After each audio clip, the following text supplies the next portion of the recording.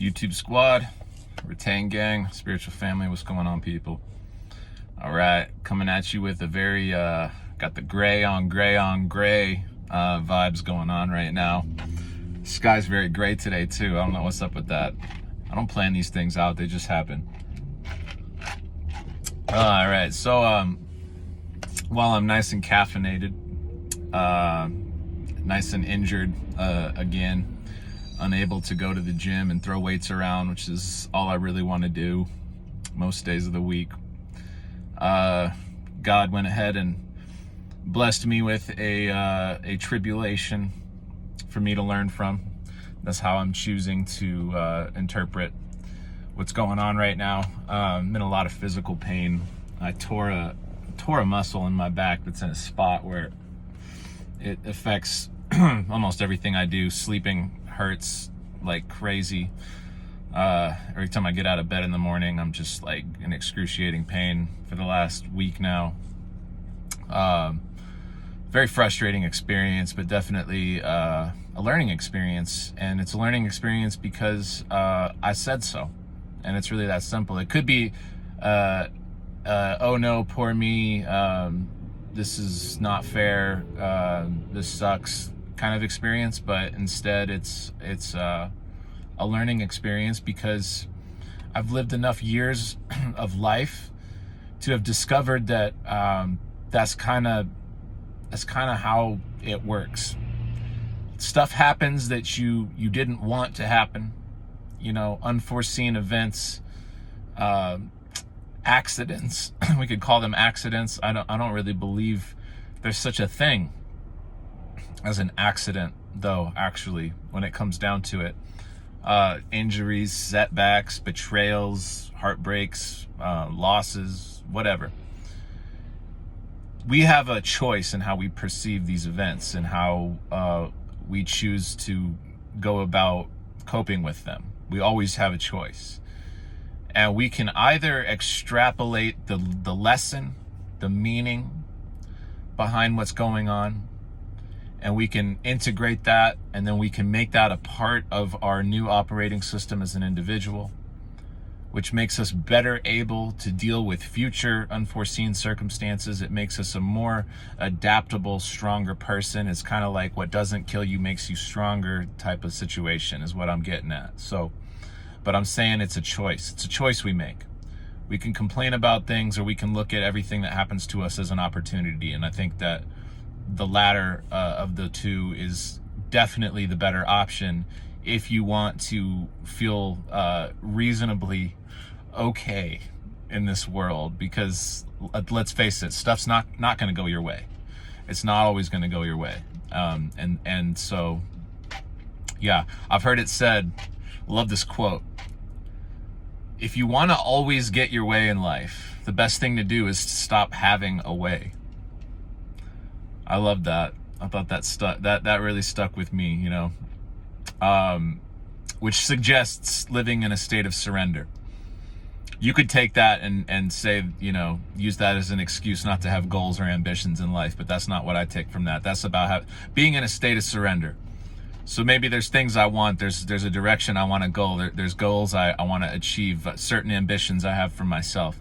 But at the same time, I'm living in a state of surrender to the extent that I understand that I don't necessarily have control over the results. I can put in the action, I can put in the effort, but the results, those are up to God.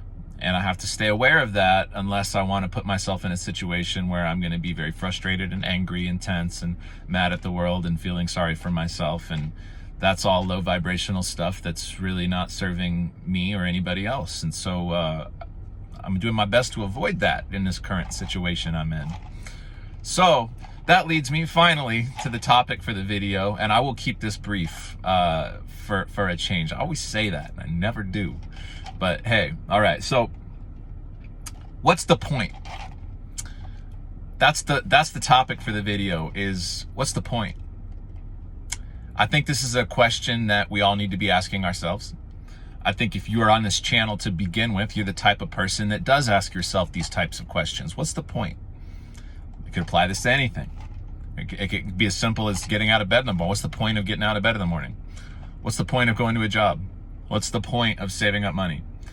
What's the point of life itself? Why are we here? What is the point of any of it? What's the way, say, when I play music, when I play guitar, what's the point of that? What am I doing, really? You know, I go in my room and I practice my scales for an hour. What's the point? To get better at it, so I can go out and play and then do a better job? Why? So people like me more? Like, well, then what? What's the point? What's the point of being liked, right? Oh, okay, so I feel more secure in the world. So maybe I feel like I have permission to like myself now. Well, what's the point of that? Why do I need to like myself? See what I'm saying? We could just go on, but this is kind of like could become a very endless series of questions. But I think in this line of questioning is a lot of very profound realizations for us contained in this line of questioning. So I'm not suggesting that you sit around and just think and spin your wheels, but do some contemplation. Ask yourself these questions, you guys. So we use terminology, and especially in like NoFap, semen retention, righteous path, narrow path, kind of centered content, let's say. We use the terminology being on point. So what does it mean to be on point? So I want to connect the dots here, because I find it interesting that we use the same word. And we're trying to figure out, like, what's the point of existence, you know? It's one of the oldest philosophical questions that there is. You know, how did we get here? Why are we here? Why are we here is similar to what's the point, okay? So we use the word point. Point suggests something, you know, that word choice is interesting to me. And then we talk about being on point. So point, what's a point? A point's very small. First of all, it's a point in space. So it suggests something spatial. It suggests something in terms of size. It suggests more so than that, though, a sense of accuracy. The point, like I think of like a bullseye. If I'm playing darts and I hit the bullseye, I'm right on point, bullseye, right? So it suggests a level of accuracy. It suggests that narrowness of the path. So to be on point. So we could say, like, if I'm a musician, if I'm on stage and I'm on point that night, you know, my ideas are clear and concise and they're flowing. And what I hear in my head comes out of my instrument smoothly, effortlessly, without, stuttering, without tripping over myself. I'm on point. I'm playing with the band, not against the band. I'm very aware of what the audience is thinking and feeling, and everything that's going on around me. I'm on point. I'm on point, right? If you're an athlete, you know, like, let's say Steph Curry comes to mind. You know, there's those nights where he's just dropping 3 after 3. It seems like he doesn't even need to have his eyes open, because he's just so on point, right? Certain rappers, you know, you just hear them, you know, at their prime, and it's like, that's on point. Or you hear a certain pastor or preacher speaking, and they say something, and you think, that's on point, right? So the point, what's the point? And what does it mean to get on the point? So what I want to throw out there, just as an idea, as something to kind of contemplate, to work with, is how can we be on point if we don't know what the point is or where the point is? See what I'm getting at here? And so the word point could be replaced with the word purpose. You could say, what's the point of life? What's the purpose of life? Very similar question. Very similar question. What's the purpose of life? And so to be on point means to be on purpose. So I'm saying very deliberate, very precise, very accurate, intentional, on purpose. You're on your purpose. You're in your purpose. You're acting according to your purpose. I think part of the reason why, like, when Steph Curry's in the zone and he's dropping all those threes, this is a man who's in his purpose. He has many other purposes other than to be a basketball player, I'm sure. We're all very multifaceted, multidimensional individuals that have many purposes, many points. But let's just say, like, the Steph Curry example, when you see him in the zone dropping those threes, that the part of the reason that's possible is because that man is in his purpose. It's part of his purpose on earth is to be a basketball player for whatever reason. And he's in a certain zone and he's on point. And we can all see that. When you see somebody that's fully on point, people tend to go, wow, look at that. You listen to, certain live recordings, for me, just certain live recordings of Jimi Hendrix, for example, or of John Coltrane, guys like that, when they're like on point, they're in the zone, they're on fire. Every note that comes out is just like, whoo! It's like they cannot miss. It's that same sort of zone. Why? Because these are people that are in their purpose. Jimi Hendrix, John Coltrane. It's very clear. It's very clear to these people, and it's very clear to everybody around them. A huge part of their purpose in life was to make music. So if they were trying to do something else with their life, they might struggle to be on point in that to that degree, if you catch my drift. So there's a sense of purpose that was given to them, a purpose that was discovered by them in the process of experimenting in life and trying different things. The music thing felt right. It felt on point. It felt on purpose. It felt like, oh, I'm in my purpose now. And when you're on your purpose, when you're on point, when you're in your zone, all these different ways of explaining the same thing, things tend to happen more smoothly. If you're really, really in your zone, in your purpose, living in your purpose, you'll find that it gets hard to miss. You still miss sometimes, but it's almost like you're in that Steph Curry zone where you could just like close your eyes and like throw the ball and you're gonna drain one because you're in your purpose. So we have to know what our purpose is. So how do we know what our purpose is though? Because not all of us necessarily have the same purpose. So there's like a grand overarching purpose. And if I were to try to articulate what that is, I think the grand overarching purpose of life for all of us is for us to be our truest, most authentic selves, is to honor God. The purpose of life is to honor God, is to come closer in contact with God and to embody his Holy Spirit. And the best way to honor him is to be exactly who you are. Exactly who you are. Because if you believe in God and you honor God and you worship God, then why would you want to be anything other than what he created you to be? So then it's your job to sort of get down to brass tacks and figure out, well, what did God create me for? And then a good way to sort of get clear on that is like, well, what am I naturally good at? What am I naturally inclined towards? When does it feel like I'm swimming upstream, and when does it feel like the current is with me? So I've just noticed in my life, when I'm pursuing musical goals, there's a sense of a current being behind me, and things tend to kind of work out easier. When I'm pursuing like physical fitness, health related goals, same thing. I notice the same thing happens. When I'm trying to pursue, let's say, a career in bartending, I feel like I'm swimming upstream. There's a sense of dissonance going on. Maybe I'm making more money at the bar than I am in the gym or on stage, but it doesn't feel right. And things start to kind of like spiral out because guess what? I'm not on point anymore. I'm not in my purpose. That's not my purpose. God didn't put me here to serve people alcohol. And I discover that through the experiment of having a job where I serve people alcohol. And then I realize and I learn as I go, okay, this is, I'm not on point. I'm not in my purpose. Clearly my purpose has more to do with creating music and teaching about health and wellness and spiritual concepts. That's when I feel like things just kind of flow the way, just effortlessly. It's just like I'm just almost like a passive witness to this thing that's just happening. That's kind of how it feels. And to me, that's on point. Also on point suggests sobriety, sober mind, right? So, and this is where retention comes in.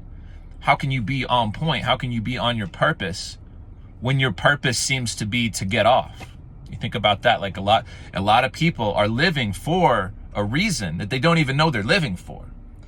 And you'd have to remove that thing from their life for them to discover, oh, I've been living for this thing. Like a lot of people don't realize if I took your girlfriend out of the equation, you'd fall apart. You don't realize you're living for your girlfriend if that's the case. or the corn having a release. Like if you can't live without that, you're, in a sense, you're living for that, right? That's your purpose. Like a lot of guys, it's almost like I could look at their life and be like, well, as far as I can tell, your purpose is to bust nuts. It seems like that's what's going on here, right? And look, our purpose, there's an element of it, like I said, the overarching thing, which is to be our most authentic selves. That's kind of universal. But then as individuals, we have natural inclinations, natural skill sets, things that we're naturally inclined towards. So that suggests a direction that the Most High gave you to move in. But also, you have free will in this. You gave some wiggle room.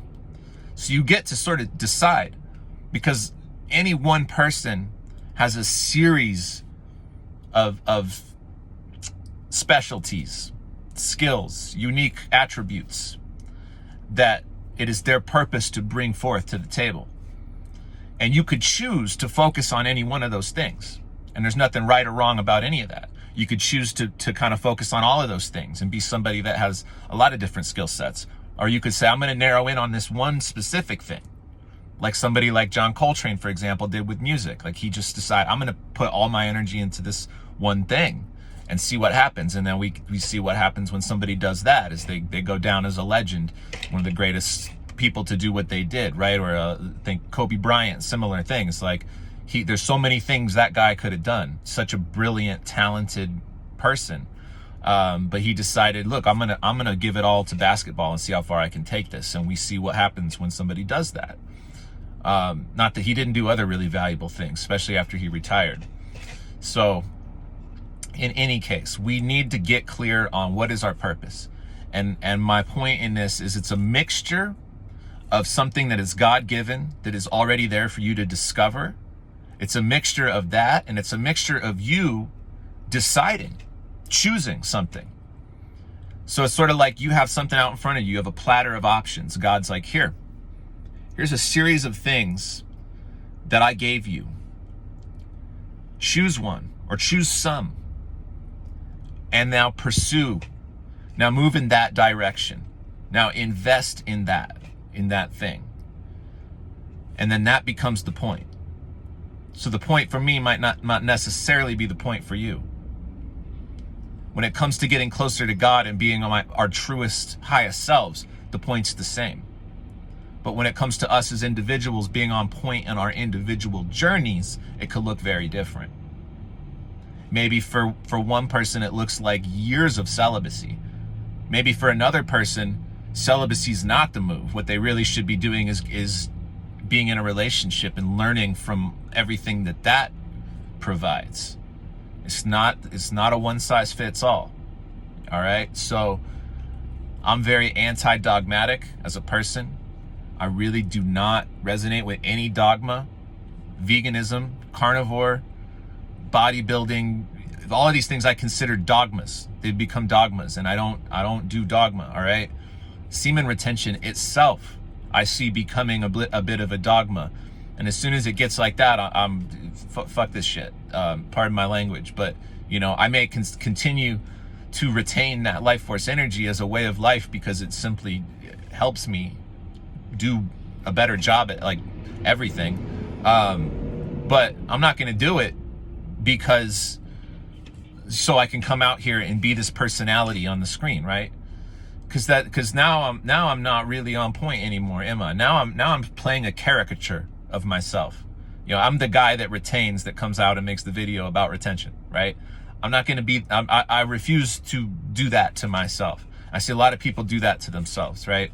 And so yeah, we got to keep our eyes on the big picture universal point, but then get really clear on the smaller picture. What is your specific purpose, mission, point? And then you want to stay on that. Stay on that. You didn't come here to bust nuts. You didn't come here to save money. Okay? You didn't come here to party at the clubs. I know you didn't come here for that. What did you come here for, though? That's your job to figure out. All right. Signing out.